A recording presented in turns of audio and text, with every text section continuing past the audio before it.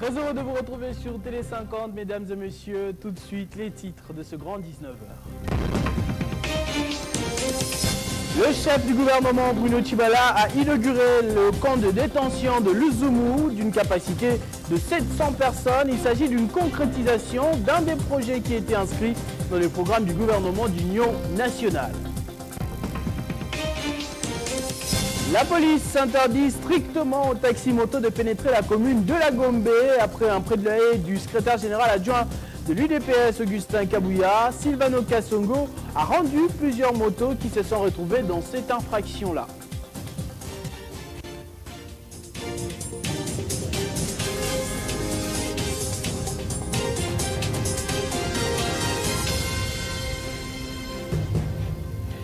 Mesdames et messieurs, bonsoir. On se rend d'abord au Parlement où les élus du peuple ont rendu les derniers hommages à l'un de leurs, les députés nationaux Pascal Kulungu Chisola. Il était cofondateur de l'Alliance pour la bonne gouvernance. Il a été inhumé ce mardi au cimetière nécropole de Lantsele.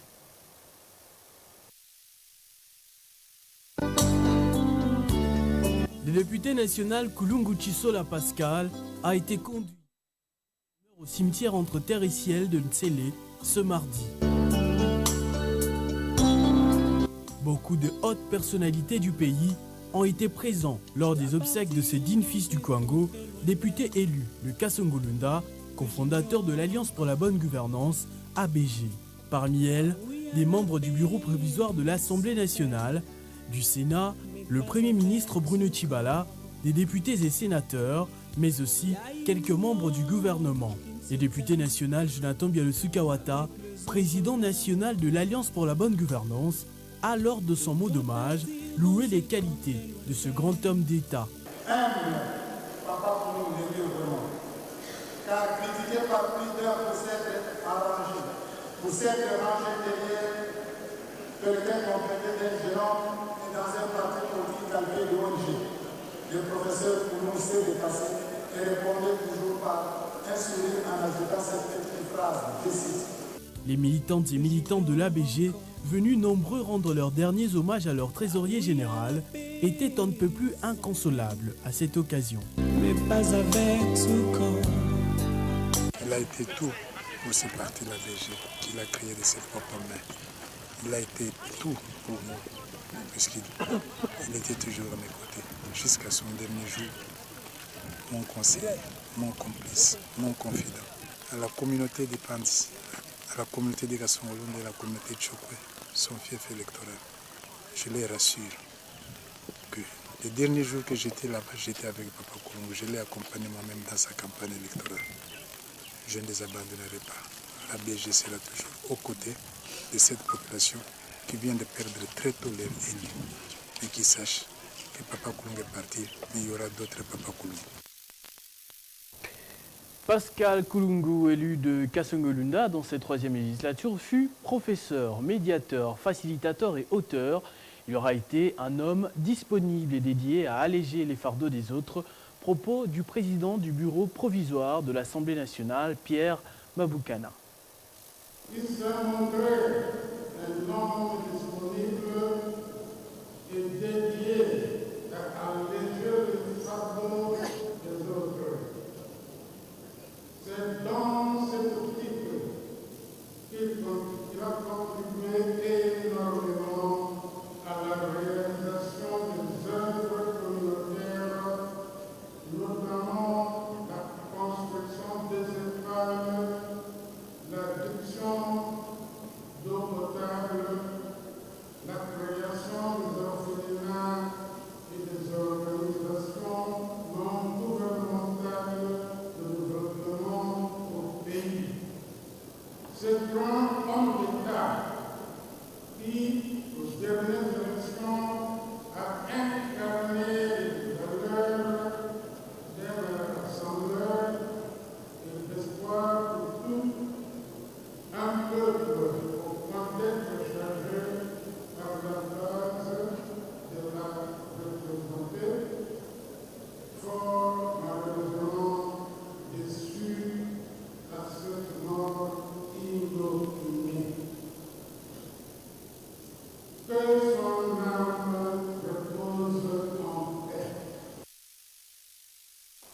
Restons à l'Assemblée nationale où la deuxième secrétaire du bureau provisoire a accordé une série d'audiences lundi. Aminata Namassia Bazego a reçu une délégation des médecins avant de s'entretenir avec celle des étudiants de l'Université protestante du Congo. Plusieurs sujets ont fait l'objet de leur discussion.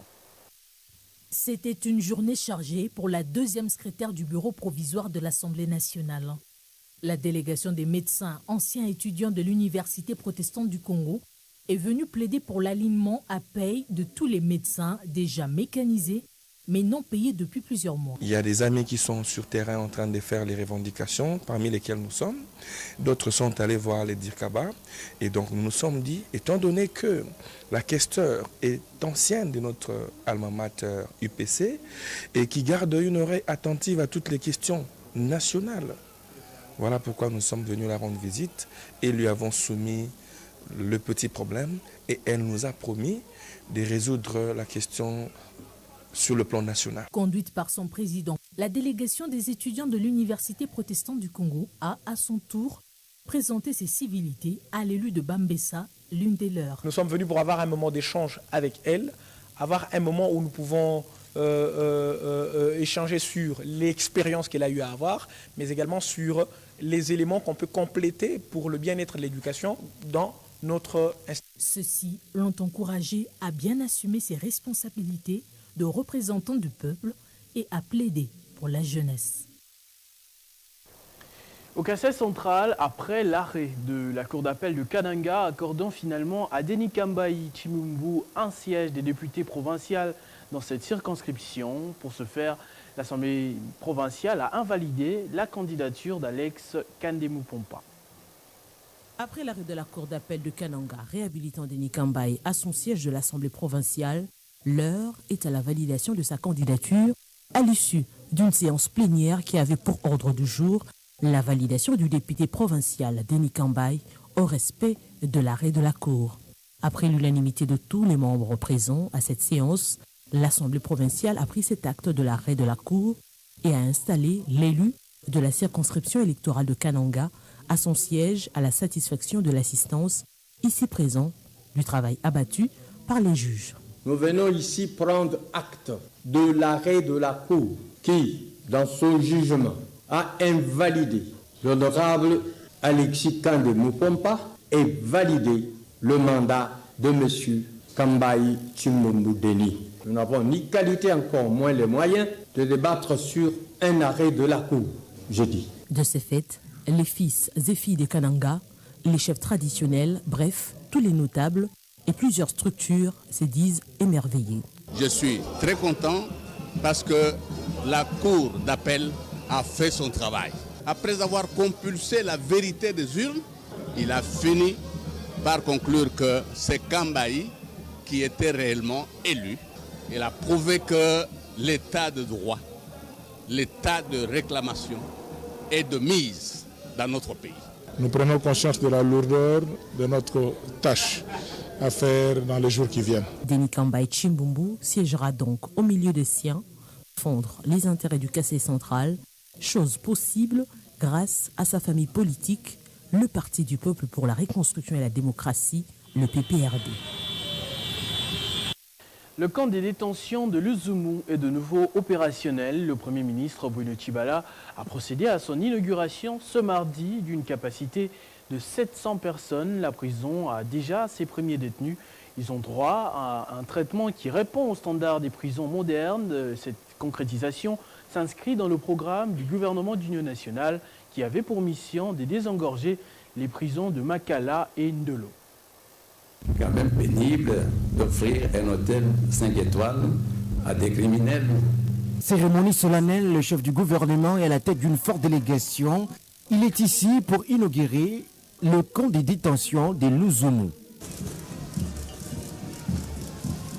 Coupure du ruban accompagnée d'une visite guidée, pièce par pièce, aux latrines jusqu'aux cellules de détention. Rien n'a échappé à l'attention du Premier ministre.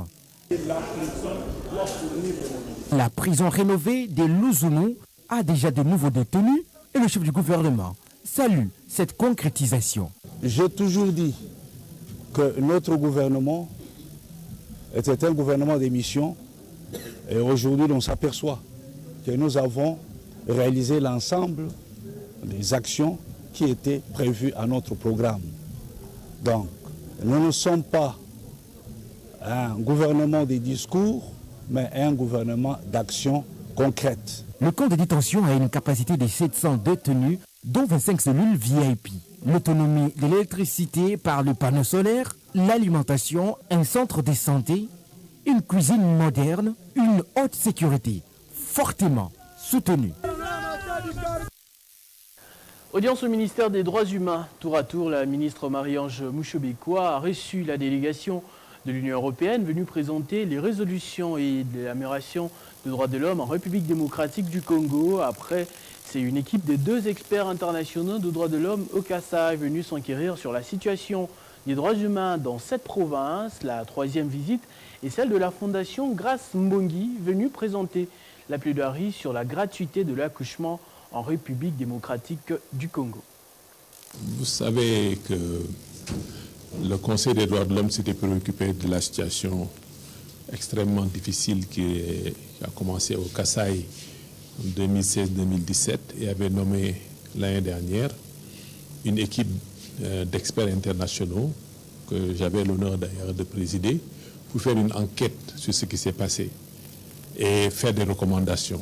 Cette équipe a rendu un rapport le 3 juillet 2018 qui est disponible sur l'Internet, qui a décrit la situation au Kasaï, les massacres qui ont été commis, les crimes de guerre qui ont été commis, les crimes contre l'humanité qui ont été commis, l'impunité qui régnait, le besoin d'assistance des victimes, le besoin de réconciliation des communautés, et avait émis un certain nombre de recommandations qui ont toutes été acceptées et votées à l'unanimité par le Conseil des droits de l'homme et donc acceptées par la République démocratique du Congo.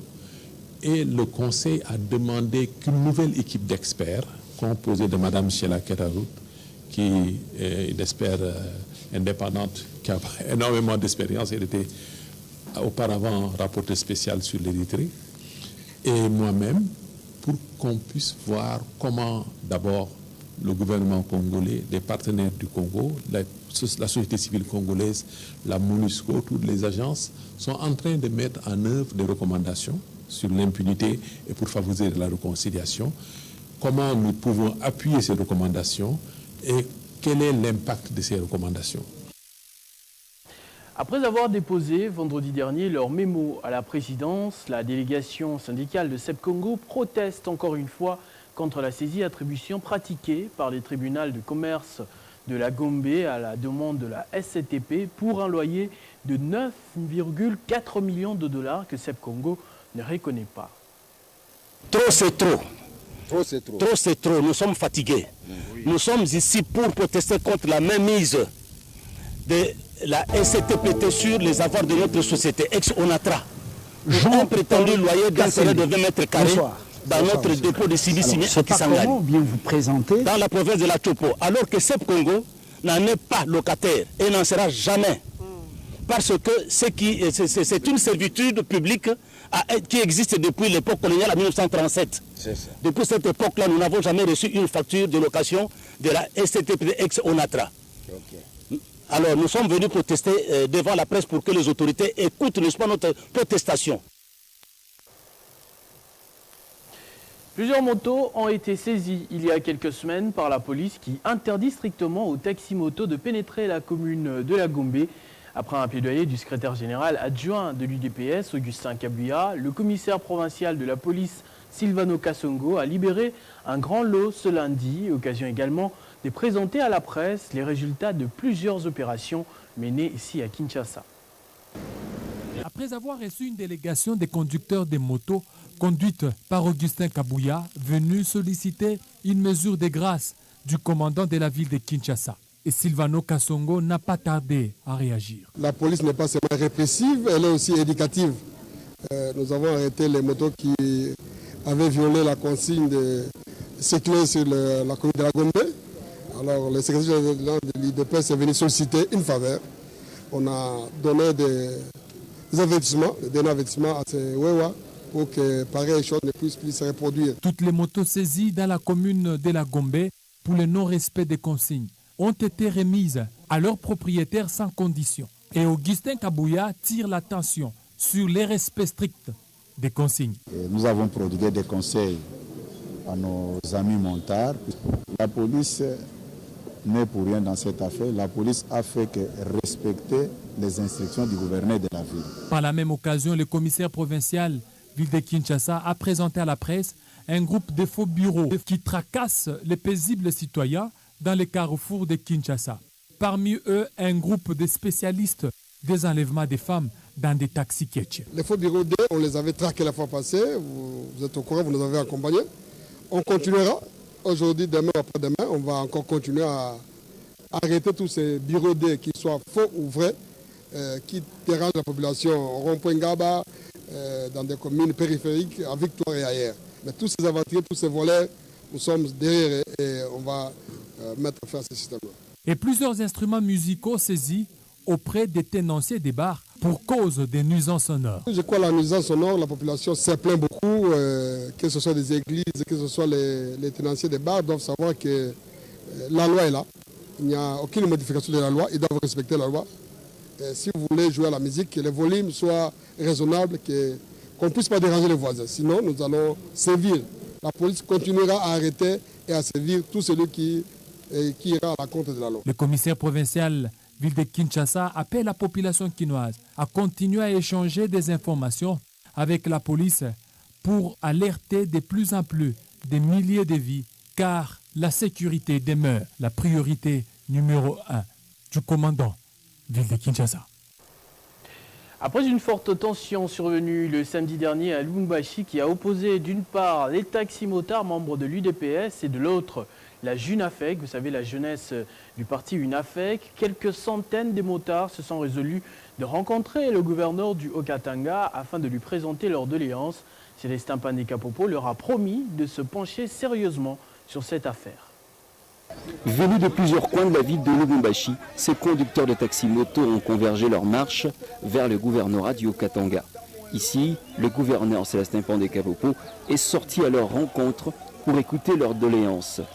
Dans leur mémo, ils dénoncent les attaques dont ils se disent victimes de la part d'un groupe d'individus qui seraient membres d'un parti politique de la place, eux-mêmes appartenant aussi à un parti politique. À en croire leur témoignage, à la suite des échauffourées, plusieurs motos ont été emportées par le ravisseur et des victimes ont été grièvement blessées.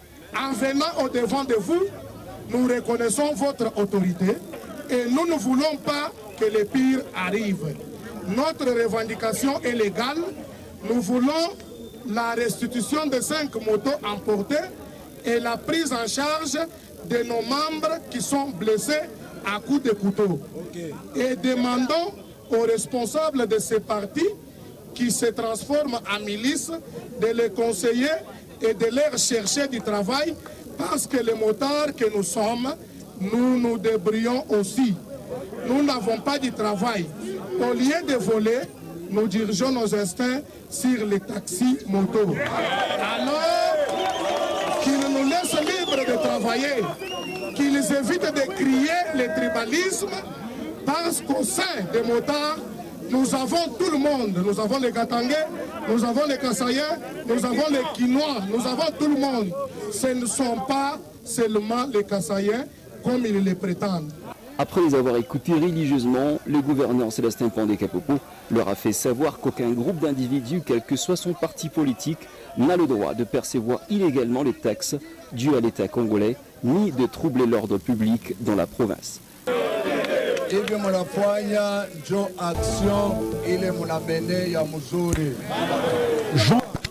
regrette parce que vous avez bien fait de venir ici. Un parti politique ne doit pas faire payer une taxe. La police nationale congolaise ici à Lubumbashi fera son travail. Ils seront arrêtés. Ne payez plus cette taxe. Le commandant de la police Batababamba. Le parti politique